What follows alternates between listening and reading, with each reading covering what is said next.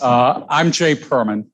I'm the Chancellor of the University System of Maryland.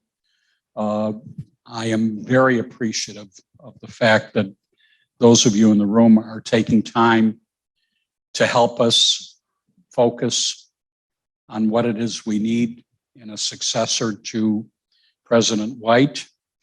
I'm also appreciative of many people who are online.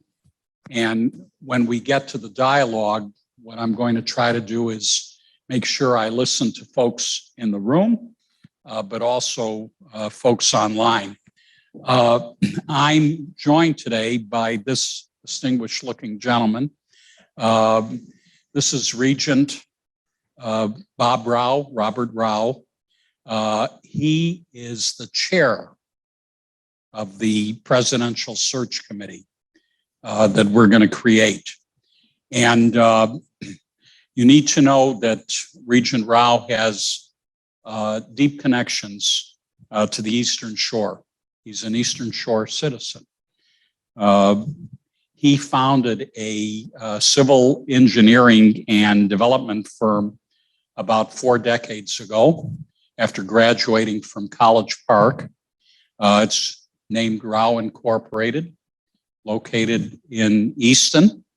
And I know from many conversations with Bob Rao that he cares very much about this community, cares very much about this university, and we appreciate him heading up the effort. I'm going to ask him to say a few words in just a minute.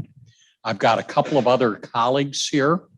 My Senior Vice Chancellor for Academic and Student Affairs, Dr. Jo Boffman, and she's going to be staffing the search committee. And then, of course, my Chief of Staff, Ms. Denise Wilkerson. And they are going to be capturing the comments that you share with us, not for attribution, but so that we have these comments down to inform the search process. Now, we do have an executive search firm. We always do this with presidential searches. We have a professional search firm that's going to coordinate the search. And I'm not sure he's here. Do we have there he is, John Garland from the search firm to help us coordinate the process, help us find appropriate candidates to be your next president. But here's what we want to get out of this. People are going to ask us, what are you looking for in a president? And it's much more appropriate that what I do is, yeah, I have some ideas, but I need to know what you want in a president. And in order to articulate it well, I have to use the visits I've made to Salisbury in the past, but especially focus on what you tell us is so special about Salisbury University. What it is that we can tell candidates that makes this a premier position for somebody who wants to be a university president, but also not sugarcoat it. What are the things that Salisbury University needs to make it better? What are the opportunities here?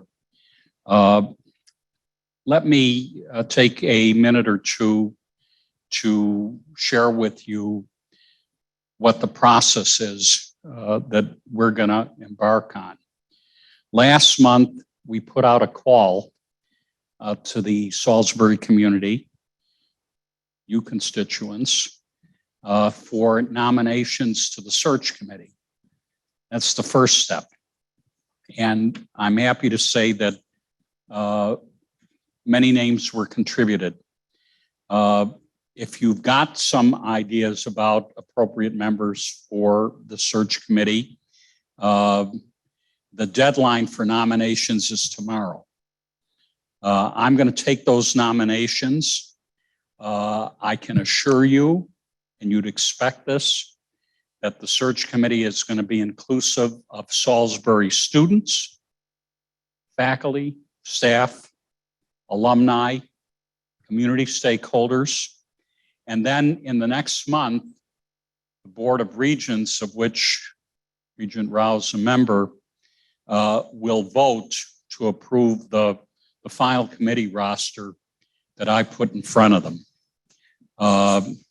In the meantime, Regent Rao and I are going to be meeting with your shared governance bodies, your student government, faculty, staff, senates, and in fact, right after this town hall, we're going to meet with the president's cabinet and listen to them. So we're going to listen hard, starting with this town hall. And once the search committee is formed, they'll probably set up some of these meetings so that the search committee itself can listen to you. Once that's done, and by the way, this sounds like it'll take forever. It's not going to take forever. Once what I've described just now is done, and it'll probably be over the next month, then together with the executive search firm, we'll conduct a national search, develop a list of finalists. Probably it'll be done by the early spring, and I will interview the finalists, and then we'll bring the finalists to the Board of Regents. They make the hire, and they will make the formal announcement. We're hoping to have your new president in place by July 1 of next year. And on the SU website, there's a president search page for anybody that wants an update. That'll be kept current. Let me just say this. President White's decision to step down from the presidency, I know, was a difficult one. But he's doing what people should do. I'm a physician, and maybe you'd expect me to say this. You got to prioritize your health. You got to prioritize your family, no matter the import and importance of the job. And, you know, in order to do that, even though it sounds right, that takes a little courage. Maybe it takes a lot of courage. And I understand, and I hope you'll understand that his focus is where it should be. I want to thank him in this forum for all that he's done for Salisbury, both in terms of excellence and value. Salisbury gets a lot of accolades, and in my opinion, they're very well deserved. You know, one thing I will say, and I could say a lot of good things about Dr. White's leadership, we've all been through a difficult year. And we worked as a system. You know, there are 12 institutions in the system. I had the presidents come together in the early months, 3 days a week on a noon Zoom call to talk about how we were all managing. And I've said this to President White, he was a leader in teaching the rest of us good management in getting through a pandemic. All the compliance that there is in this room. Salisbury was a model, and that's why you got through that semester of 2020 after Thanksgiving. Things were managed well. And, you know, I thank Chuck for that. Now, I've gone on a little bit too long. I'm going to come back in a moment just to tell you how we'll do this, this hour session. But I want Regent Rao to speak to you. So please, Bob. Thank you. If any of you look at any information and see my name, it'll look like, well, who's this Rao guy? It's R-A-U-C-H, and to get people to understand how to spell it, I did what Geico did in getting a gecko. I got a Rao cow to remind you. So I'm out here on occasion, so you know who I am. As Chancellor mentioned, I was born and raised in Easton. I was incredibly fortunate to find an opportunity to have a career on the shore. I love it. I wouldn't be anywhere else. I married a beautiful lady from Baltimore, and she said, "You want me to live where?" Well, you can't get her off of the shore now. We've raised two sons who both are registered professional engineers, went to University of Maryland College Park, and work and help run my company. We're a full service engineering company with architecture, engineering, mechanical, survey, environmental, everything. And it's been an incredible joy to have a business on the shore where we can provide opportunities, jobs, lifestyle. And our universities are a major factor in making sure that those opportunities are out there for others. So I've chaired a search for a president. I've served on 3 or 4, but most importantly, I served very actively on the one to find Chuck White. And we set the bar high. So we've got our work cut out for us. And because we're not lowering that bar in any way, shape, or form. And as I chair a committee or chair anything, it's not my job to direct it. It's my job to control it.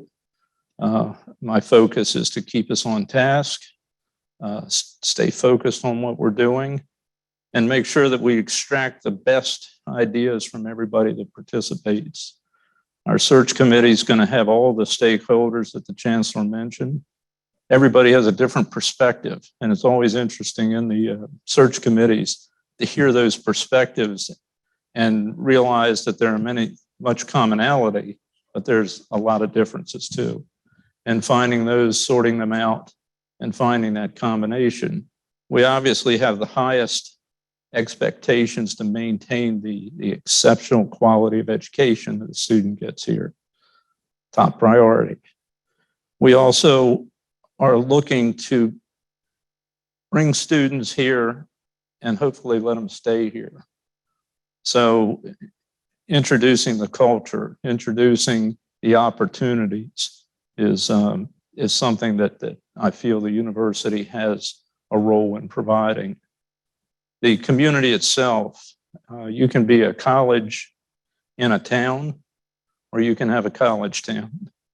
And the energy and the activity associated with a college town, which engages the college and everything going on, requires the participation and connection with the stakeholders, the business stakeholders, the political stakeholders, and working towards that end. It's a business. This is a very big business, so we're going to be finding someone that understands that part of the formula as well. So I don't intend to, I have a few of those priorities, which are those that I just mentioned, but our challenge and mission is to pull all those great ideas together, put them together, and come out with a successful search. Thank you. Mm-hmm. So let me ask you to do this. For those in the room here, when you're ready to share with us what's on your mind, please come up to the microphone to share your comment. If you want, you should feel free to identify yourself, your name, what you do here. If you don't want to do that, that's fine. For those that are participating virtually, I'll ask you to share your comment on the chat, and Denise is going to read it aloud. For anybody that's here to listen, doesn't want to share a comment today, that's okay. You can email su-president-search@usmd.edu and we'll get them. Sessions being recorded. Chat's going to be captured so that these things can be made available to the community and so that people have access to everyone's contributions. I'm going to try to alternate in order to be fair between comments in the room, comments on the chat. I'll tell you, you can go wherever you want with this, but again, what I'd like us to take away in the course of the time we have, what are Salisbury's biggest strengths? Salisbury University's greatest challenges? What opportunities can we tell the candidates they can take advantage of here? Some of you may have thoughts on the kind of background or experience you want in the next president. These are things that are all obvious to you. As I say, tell us what's on your mind. The floor is yours. Who wants to start? Somebody in the room, or should I go to the chat? Okay, the chat wins. Good afternoon, everyone. Our chat session is starting off with a bang. We've got about 7 comments very quickly. All right, so I'll go ahead and begin. And for those of you who are online, when you're ready to post a comment, just hit the button on the bottom that says Q&A. So I'll start with the first comment in the chat. To answer the question about what makes Salisbury University, to answer the question about what Salisbury University has to offer a candidate, we are a place where it's very possible to make positive change. We are aspirational about our growth, but small enough where communication can happen efficiently and change can be truly felt almost immediately. I've been teaching here for 18 years and feel dedicated to the people I work with, but I've stayed primarily because of the students who come to us without much presumption and with wide-eyed openness to learning. In sum, this is a positive place for learning and a place of genuine kindness. Wow. So that sounds like it's from a faculty member. You know, what comes across in that comment is the attractiveness of Salisbury's size. Yeah. You've all, and I see some nods in the room, for the students in the room and maybe the people that work here, you probably factored that into your decision to come here. For students are always thinking about, do they want that 40 or 50,000 student flagship? Do they want a small liberal arts college? Or maybe something in between? For this guy, Salisbury is the something in between in a nice way, just as the professor said. Not too big, not too small. So we'll remember that as we sell the institution. I'm looking again for anybody in the room to come up to the mics. While you're thinking, good, somebody's coming. While you're thinking, let me share with you something that I should have shared with you in my comments and forgot. Some of you may know the terminology open search versus closed search. You know, in academia, the open search, which used to be very common in the past, so you already know where I'm going. The open search was candidates were identified, they were brought to campus, they were very visible, it was very public, and a candidate was chosen. You know what happened with all of that? And what's happened more and more with each passing year? You don't get the best candidates. What I'd be looking for somebody, for you as your next leader, is somebody that doesn't need a job, right? Again, not all of you have to agree with me, but we'd be looking for somebody that doesn't need a job, somebody we're going to pull away from somewhere else. And those people don't want to have their potential dialogue made public. So I understand the tensions that sometimes occur between a desire that we all are pledged to in the system to be transparent. But the bottom line is the bottom line. We want to get the best president. And the way you do that is with a closed search. So this is a closed search. Please. Hi, thank you for coming. My name is Vanessa Collins, and I am the chair of Salisbury University Staff Senate. Wonderful. I also work in the Office of Sponsored Programs. So I have some of my colleagues here from Staff Senate. We're all Hello, together. senators. So these questions or these comments are really taken from the staff perspective of what we think that is very important. By the way, we're going to circle back to you Okay. in another session, but Yes. please go ahead. So initially, we really are interested in a president that places great importance on shared governance and that will recognize the importance that staff plays in the triad of faculty, staff, and students. I don't know that it's widely recognized that staff don't always feel like they get the recognition that the rest of the community deserves or has. But staff play a really important role in keeping a university going. And we do all of these stuff on the back end of everything. And we really, really have appreciated Dr. White's embracing Staff Senate. He comes to all of our Staff Senate meetings. I think he's missed like 2, and I think it was because he was with you. So we want that to continue. I think that he has allowed us to have that openness with him, and it's very comfortable, and that's something that we feel is very important going forward. We also want a president that will advocate for SU, knowing that we have one of the lowest appropriations in the state, and we're always having to do a lot with not as much. And I know that that's always a tough thing with the budgets, but just someone that recognizes that the money that is needed here on the shore, we're just as important as all of the other big Baltimore campuses.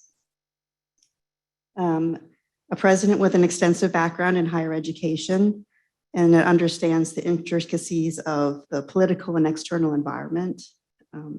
I know that that's a tough thing to overcome. And I know that, some of the candidates may come from a business background or some other type of background. And we do think that the higher education background is paramount. So those are just a couple of the things that we find that staff really value with our president. And we think that we've had that, certainly with Dr. White and his predecessor as well. All right, so thank you. I took a lot of important points there, starting with the first point you made. This I can assure you all already.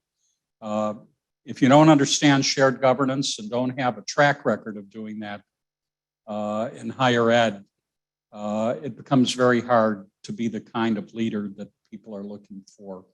The regents require that the presidents are successful in a shared governance environment. It's part of their evaluation every year. So I'm glad that you started with that. You alluded to Baltimore institutions. You probably know I was the president of one of them for about 10 years. And we don't take any I'm not going to comment on state appropriations, but one thing I will comment on is that I learned a lot, as your president, I'm sure, does, by sitting with the Staff Senate on a regular basis. So you don't need to remind me that the staff needs to be valued. I know, and you're right. So thank you all. Thank you. Appreciate it. From the chat? Yes. So we have 123 people. I want to let you know. With participating. 123 comments? No, not 123 Okay. comments, 123 You may people, want to sit but down. 10 comments. So I'm going to bundle two, if that's okay. Okay. All right. I think the new president should place an emphasis on the inclusion of marginalized communities. So that's one comment. And along the same line, another comment. I'm interested in a president who will continue to bridge historic divides between our campus and the many communities of the Eastern Shore. This can continue to begin with business and government leaders, but must also include building mutual partnerships with UMES and community groups. So, and you can already see, and I hope this is okay with you, I don't want to just listen to the comments and say that's nice. So I think I owe you some reflection back so that you know where we stand in looking for a new president. So again,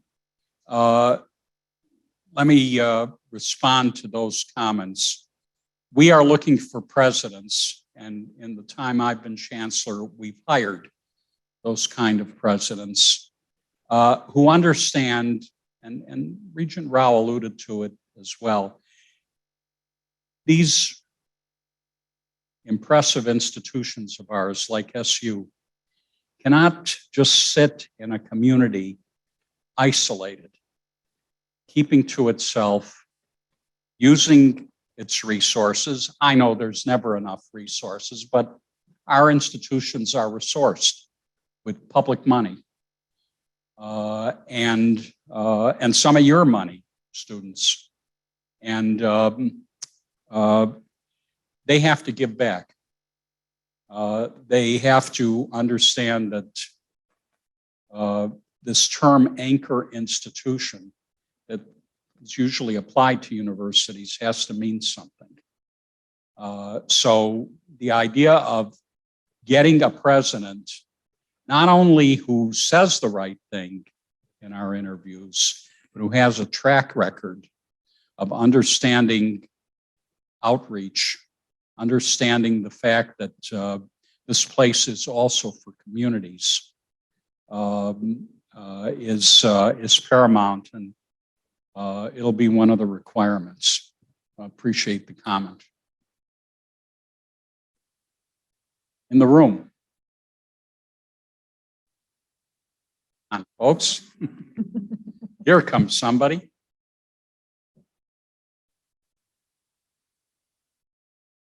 Hello. Hi, how are you? My name is Mike Scott. I'm the Dean of the Henson School of Science and Technology. So just very, very briefly, really looking forward, hopefully, to having a president who has a strong vision for the university and has experience of implementing a vision and working towards accomplishing that vision at an institution very much like ours. So someone who understands the nature of a regional comprehensive university like Salisbury, can articulate a vision so that the rest of us can pick up that ball and run with it, and then move forward on accomplishing that vision. Let me ask you something, Dean. Sure. You made in your comments the statement that it needs to be somebody that understands what a regional comprehensive university is. Do you think it needs to be somebody who absolutely is coming from that environment? I actually think it would not necessarily. I actually think it might even be better if it was someone who had come up through an organization like ours, for example, that attended a regional comprehensive as an undergraduate. I actually think that that gives you a unique perspective on the way a place like Salisbury attempts to accomplish and balance its mission of teaching excellence, integration and service to the community, research to support the knowledge creation among the students. And so figuring out how that works at a place like Salisbury, it's actually very positive to have experienced it in addition. Very, very thoughtful, and I appreciate that. I'm going to hold you for one more minute because you mentioned research. Help me understand what Salisbury is and what it can be in terms of the research mission. You know, that's not always something that's attached to regional comprehensive universities. You know that right better than I do, probably. Tell me what we're looking for there in a president. So from my perspective, and it very much for me comes from my role in the sciences. But for us, the role of undergraduate research is absolutely critical to The training. students want that experience. Indeed, and it's absolutely critical for the training of the next generation of scientists. But I would argue not just that. This is true in the liberal arts, and it's true in business, and it's true in all forms of our university. With research taking a very wide definition in that context. Being able to prioritize and incentivize, because our trouble with research, quite honestly, is the amount of time that the faculty have to devote to it with the teaching load that they have. So trying to figure out how to prioritize fitting research in so that the undergraduates can access it, so that they can engage in it, but still make strides toward knowledge creation, as well as the research into the teaching enterprise itself, which we value very highly here at Salisbury. So having that understanding of a broad definition of research and how that interacts with the critical undergraduate mission, I think if you get a president that understands that, you're really doing something. I appreciate your comments. Thank you. You bet. From the chat, please, Denise. Okay. There are over 250 employees on this campus that are not covered under Staff Senate.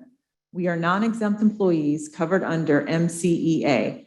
We were not asked to be part of the shared governance conversations you plan to have, even though it affects us as well. Will there be an opportunity for you to meet with us as well at some point during the process? And similarly, there's another point related. We would like a president that is interested in bringing back the human in human resources. This person feels as if the current HR does not value lower titled employees. So we would like a president that is open to working with MCEA and campus union representatives to improve working conditions and benefits for its members. So I can answer that directly. There are 250 people that want to have some voice in this process. If they're not in the room or in the chat, they can have a session as well. So we'll set that up.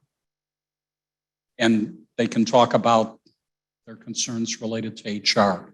Good. So somebody's got to be the spokesperson for them so we know who to contact so we can set up a focus group. Okay. Thank you, whoever made the comment. Please. Hi, I'm Anita Hi. Brown. I happen to be the president of the Faculty Senate, but I'm not going to speak to you now as the president of the Faculty Senate. But now I know you're the president of the faculty. Well, I Senate. get to meet with you later, so I've been trying to say I'm not going to say much of anything. How do you do? Fine, thanks. But I do want to point out that I think that SU needs as their next president, someone who is willing to respect, learn about who SU is, and embrace who SU is. And it does need to be someone who respects shared governance, which I know you've said they're going to do that because Gotta the be. faculty, even when I was here as a student, I could tell that the faculty were very involved in how the administration would make decisions and how the university would move forward. And I think that's a huge part of who SU is. So we definitely need someone who respects that. I think it should be someone who has a background as a faculty member, certainly. So it's got to someone be in an academic, academics. to be very blunt. That's what I would That's what you definitely think. prefer. Okay. I agree with Dean Scott. I think it should be someone who understands what a regional comprehensive is and how we have so much to balance and so many things that we do. Conversations I've actually had with some faculty members at larger institutions talk about how they're amazed by all that the faculty here managed to accomplish. And I think it needs to be someone who understands our teaching mission. SU's roots are in teaching, although certainly we do research and we love to do research with students. I'm trying to figure out what my research students are going to do while I'm meeting with you today, actually. Our roots are in teaching. Our dedication to our teaching is strong. And our faculty and our staff and our admin here too, everyone here, this was one of the great places to work for. We used to do that survey and we were up in the top of that. And I want to see us return to that. And I think our next president needs to be able to help figure out how to accomplish that. The last thing I'll say with the research, for us, research for many of the faculty is a teaching instrument. And it is very beneficial for students. And we do so much of it that many students, I think, that come here get to do research that might not be able to do that at another institution. And maybe that's something we should sell a little bit through our administration. I will stop there because I have other things I can say to you later. Thank you. Thank you, Professor. And we will see you again when we come back and you can then wear your Faculty Senate chair hat. Thank you. Chat? President Chuck White started by listening to people, and that was a big deal. I also appreciated how much he showed up and was present at so many events. And by present, I mean that he was truly there. Emphasis on there. I'd love to see the new president follow in these footsteps. I'm also hoping for someone who's willing to actively ensure that the barriers that faculty feel between themselves and the administration don't become too big. We're on the cusp of great change, from general education reform to rebuilding after the pandemic to addressing issues of our campus climate survey. We need someone with a lot of energy to help us change for the better from within, and with a deep interest in the welfare of people who work, study, and live here. I can appreciate the view of this campus as a business, but that must not preclude humanitarian concerns that belong in a place of learning. I worry that the business model can sometimes lead to a mentality that is not as focused on the welfare of campus citizens. That's it. Okay. So I take it that's from a faculty member. It's very important to me that these shared governance models work in a way that leaves an understanding that in the end, the buck stops with the president, and he or she needs to make the decision, but that it's a decision that is well informed and shaped by the faculty and the staff and the students. This is not meant to sound like some of my best friends are shared governance leaders, but I'll tell you how I feel about it. I didn't know anything about shared governance as a faculty member in a med school. I learned about shared governance when I became the dean of a medical school. And when I became the dean of the medical school, this was outside the system. People came to me and said, be careful about that faculty council. They're out to get you. Here's what I learned. I learned that every time I brought something that needed to be brought to faculty council to get their input, to let them know that this is where I was headed, every single time they made the idea better. So shared governance is a valuable tool to get the best result for the institution. And we're certainly looking for leaders that, in the highest way I can mean this, get the best out of shared governance. That's my comment back. Sir. The one thing that I can assure you is that from the perspective of the Board of Regents, shared governance is number one. Every single interview for every presidential search, whether it's from the committee or the board making the final decision, the first question is, do you understand shared governance? So it's not just talking points. It isn't just scattered around. It is the absolute backbone and essence of what the board expects, what we support, and what we're going to look for in a presidential candidate. Thank you. So these comments reinforce that commitment. Somebody from the room, please. Hi, I'm Jennifer Martin. I'm a faculty librarian here. Whoa, okay, now it's on. Sorry. You sound great. I share many of the sentiments about shared governance that have been mentioned before, but I think that's been mentioned a lot. So one thing that I would really like to see in our next president is someone who can effectively communicate, who can bring people together, and who is good at working with people to find shared solutions to things, and who can inspire people, if you will. Inspire is maybe not quite the right word, but bring people together and get them working towards a shared goal that everyone wants to participate in, and that's informed by what everybody needs. I also think it's important to have a president who has a track record of working towards addressing diversity, equity, and inclusion concerns within their own campus, because, I mean, just in general, but also because that is something that we are dealing with right now, in particular on this campus. So I think that's very important too. So let me respond to two important points that you made. You said maybe inspire is not the right word.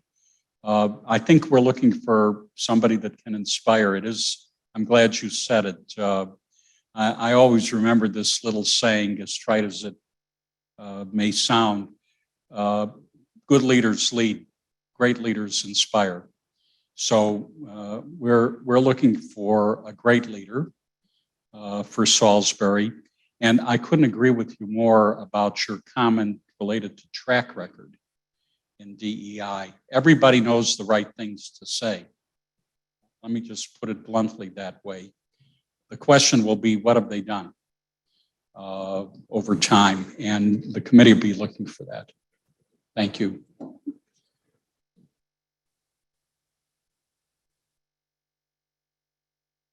Chat. Okay. You have to help me coordinate. Well, we've got 20 comments in the chat, so whenever you need me, I'm here. You've got them. Okay. In the interest of shared governance, I do not think the search should be closed. Faculty representatives on the search committee should not be held to secrecy. How can they represent all the colleagues if they cannot discuss the candidates openly? A closed search feels like a secret top-down process which does not build trust nor shared governance. What level of openness will be allowed? Well, I try to say what I mean and mean what I say. I appreciate and respect the commenter. I don't agree with it in terms of getting the best result. So we will have to keep confidentiality regarding the candidates. What I am pledged to do, and what the regents are pledged to do, is to make sure that that search committee and whoever this constituent is, the representative of that constituent, does the job for that constituent. So again, thank you for the comment. It's going to be a closed search. Please. Yes, please. Hi.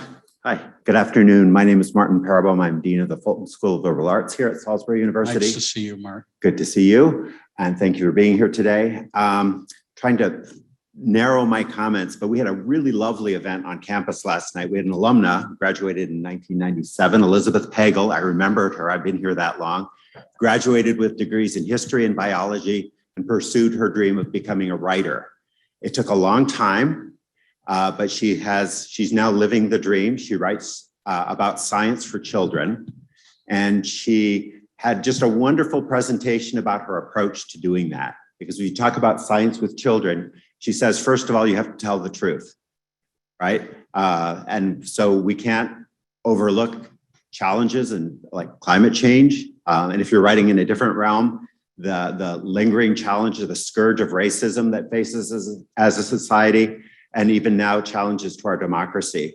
So we've got a lot of work to do in higher education, and there's a lot we can be doing to maximize the opportunity we have to work, not with children, but with young adults and sometimes older adults, to recognize the power of this opportunity and the privilege that we have to work with young people to address some big, huge human problems that have to be addressed across the disciplines. And in doing that, she said, you have to speak from love, right? Because these are big problems. We have problems getting along with one another, but we also have to inspire hope. So I think what you've done is describe what we should be looking for. Got it. All right. Thank you, sir. Thank you. The chat? Okay. I have only been at the university for 2 years, but have come to admire President White. He will be a difficult act to follow. I hope we will find someone who is as committed as he is to listen to the concerns of students, faculty, and staff. I hope whoever takes over follows up on Dr. White's commitments to the diversification of the workforce. The university's strengths include its relationship with the city, all of the initiatives put forward to expand partnerships, and having many Fulbright recipients. I appreciate the comment. The last one, Salisbury has distinguished itself in terms of Fulbright recipients. And again, beyond that, we hear this theme that I couldn't agree with more, namely that President White's successor needs to be community-minded, committed to the communities of the Eastern Shore, recognizing that they are diverse and making sure that the assets of this university benefit them. So thank you for the comment. In the room? Yes.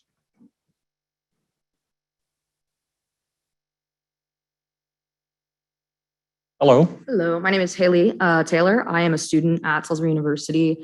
I sit on the President's Student Advisory Council. Great. We've talked a lot about the importance of shared governance in our university system, which I do agree with.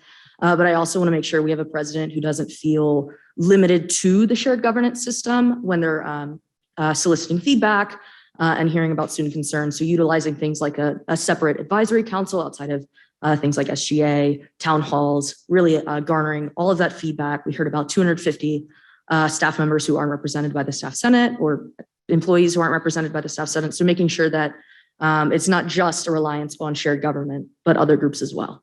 So widest amount of input the president can get, and we want candidates that understand that. For me, when people ask me what is perhaps a most important characteristic of a leader, I usually say it's the ability to listen. And what you've said is all about listening.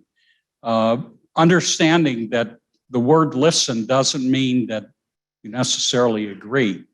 It's an act of appreciating what the next person is telling you, and then doing the best you can with it.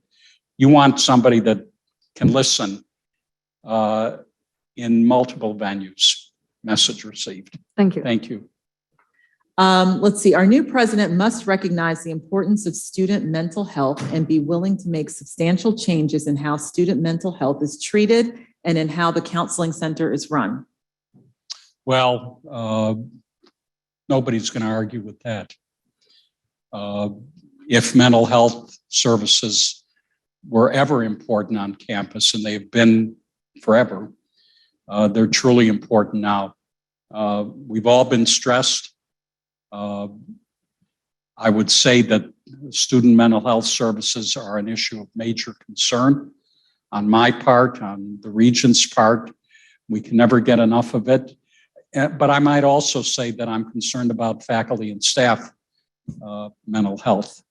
And that's got to be addressed as well. Look, I shared with you that I'm a medical professional. I take care of kids. And, you know, even before the pandemic, we used to estimate in our professional pediatric societies that 30% of kids, and I'm not suggesting our students are kids, but 30% of kids need some mental health services. And this was in the, quote, good times. The point I'm making is that the nation simply doesn't have the resources. So the resources in terms of people to cover that kind of need, never mind what's happened since the pandemic. So what we've got to do on our campuses, and I confess I don't know the details of student mental health services here, is try to find creative ways. It's fine to say, well, we're going to hire, or we need to hire more psychiatrists, or more psychiatric nurse practitioners, or more psychiatric social workers. They're not there. So we've got to figure out what we can do that's more creative. I know people are using a lot of telehealth services. That's probably great. But I do a chat with students from all the campuses once a month. We'll turn that into a brunch when we can all be together again. It's something I did as a university president. We talk a lot about mental health services, and a couple of the students told me about programs at campuses, maybe you do it here, that are really support groups where it may not be a replacement for one-on-one sessions, but maybe it helps. That's just one example. We're going to certainly tee that up with the presidential candidates. There's got to be a sensitivity to the incredible stress that everybody's been under. So I appreciate that comment. In the room?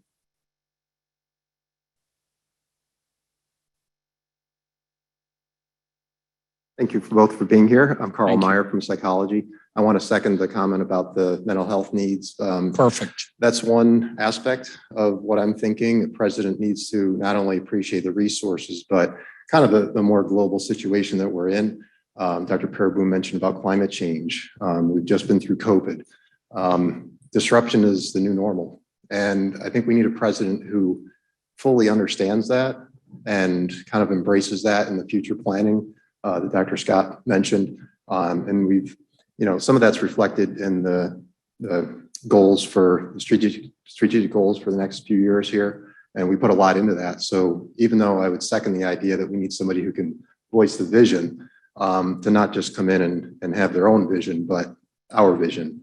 And part of that for me has to be not just resilience, but the new normal says we got to be adaptable. And that's meaning not just students and their mental health, because they're disproportionately affected by COVID and all the political and social upheaval that's been going on, but also staff and faculty, and how are these people being affected by adapting? We all adapted to COVID, and I think that went as well as it could have gone, but things are going to be different. And I think more things probably will happen, whether it's another COVID type thing or what in the future.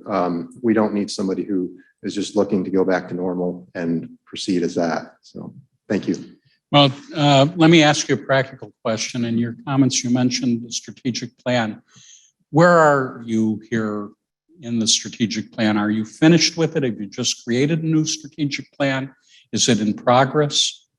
Yeah, I'm probably not the best person to say specifically we've done it. With COVID, I don't remember if that was last year or the year before, quite honestly. Okay, but you have a fairly new strategic Yes, plan. fairly The new. candidates will need to be aware of that, because I appreciate your point. Yeah. We need to have candidates who come in and we want them to have vision and maybe some ideas that we collectively didn't think of.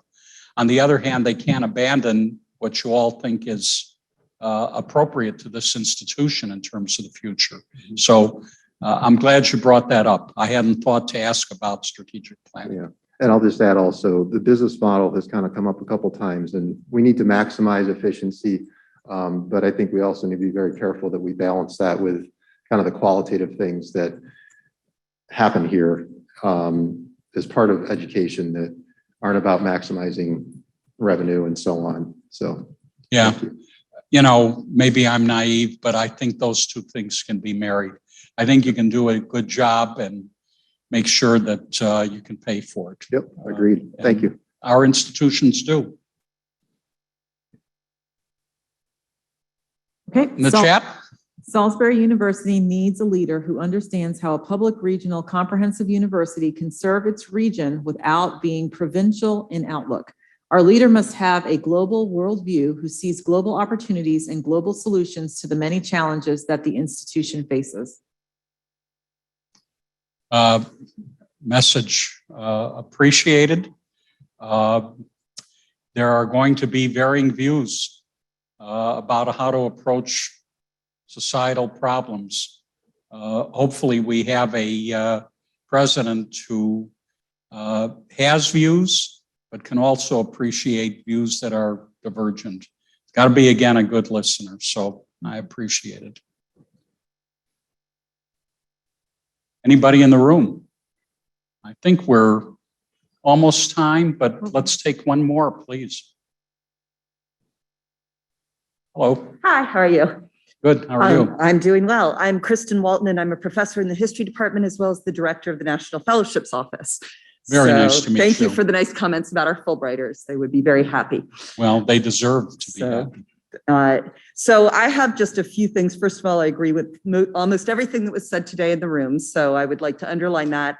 I specifically would like to note that I really love the size of Salisbury now. I would not like it to be getting any bigger because I think the main thing that we offer is that personal attention that we give to students and the opportunities. And if we were much smaller, we wouldn't have the opportunities. We do have, as Dr. Scott was talking about, amazing research opportunities across the board, not just in the sciences, but in all the different fields. We have students who are really engaged civically. We have an amazing civic engagement center, but we have all of these things that work really well, partially because we have such good partnerships between the faculty, the staff, and the students. And I think if we grew any more, or even if we dropped down in size, we wouldn't be able to do that as well, which makes Salisbury into such a great university that it is. So I'd really like to have somebody who's doing that. And the other thing that I think that our size allows for, and I would like to see more of, is support from students, Pell Grant, first generation, other students from those backgrounds. And I'd love to see a president who can creatively come up with new ways to find scholarships, to find funding and other things so that we can continue to draw more of those students into our population. I've had just in my fellowships office, a lot of students who even came in as second semester freshmen, first gen college students, who are now on Fulbrights. I've been able to see students really have transformation at this university, and I'd like to have that opportunity for more and more students. And a lot of them get stopped because they're working 3 jobs, 4 jobs, and the more that we can do to be able to help students in that area and get somebody with that vision, I think will really benefit the university as a whole, as well as our greater community. Well, Professor, you and I need to go on the road because and I know you didn't do it for this reason because we've never met, but everything that you said is very much on my mind and my lips. I shared it with political leaders yesterday, particularly in light of the pandemic. We have too many students that need to stop their education because we don't have the financial aid that we need in order to keep them in school, as opposed to going out and supporting their family or help to support their family. That's a priority. You talked about Pell Grants, but you also touched on the fact that there are folks just above the Pell Grant limit who really don't have the family resources to pay for their education. They need some help, et cetera, et cetera. Yeah, let's make sure we have a president that understands these real needs, because you talked about preserving the size of Salisbury. Right now, look, we're all concerned in higher education, and it's not because of self-preservation. We're all concerned about doing the right thing. And higher education, you all know this, is a bit under attack. You know, what's its value? And what do you get out of a higher education? And as a result, you know, there's a little dwindling. So my concern for Salisbury and higher ed in general is that higher ed doesn't lose its value in society. I certainly believe in it. But at the same time, when people question its value and then they say, God, I can't afford it, then you know what the consequence is going to be. So we're working very hard at the system level to try to identify new sources of funding in order to support students. Hope we'll be successful with that, but this is not about what I'm doing. This is about what we want in the next president, and I will communicate that. So thank you. Thank you very much. All right, we are at time. I know we have other chat questions, which we will take down. We will see some of you in the focus groups, and everybody can give input, and that's meant sincerely. There are mechanisms to give input. I promise you, we will do our level-headed best to get the president that Salisbury deserves. So thank you very much for coming.